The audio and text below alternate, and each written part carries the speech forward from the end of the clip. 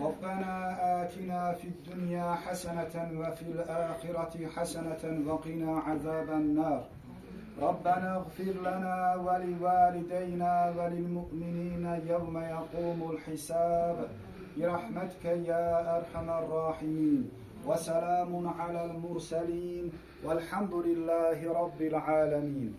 Ey Rabbimiz, okunmuş olan Kur'an-ı Kerim'den hasıl olan əzr və savabı İstər 1-ci Qarabağ müharibəsində, istərsə də 2-ci Qarabağ müharibəsində vətənimizin müdafiəsi uğrunda canını fəda edən bütün şəhidlərimizin ruhuna hədiyyə etdi, sən qəbul eylə.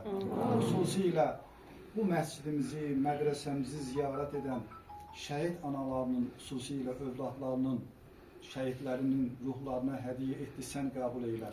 Onların ruhlarını şad eylə. Onlara səbir ver. Dualarımızı qəbul eylə.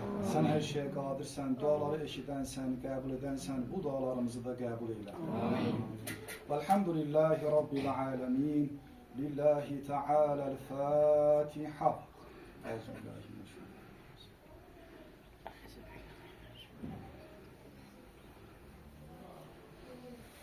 Allah bütün şəhidlərimizə rəhmət eylesin.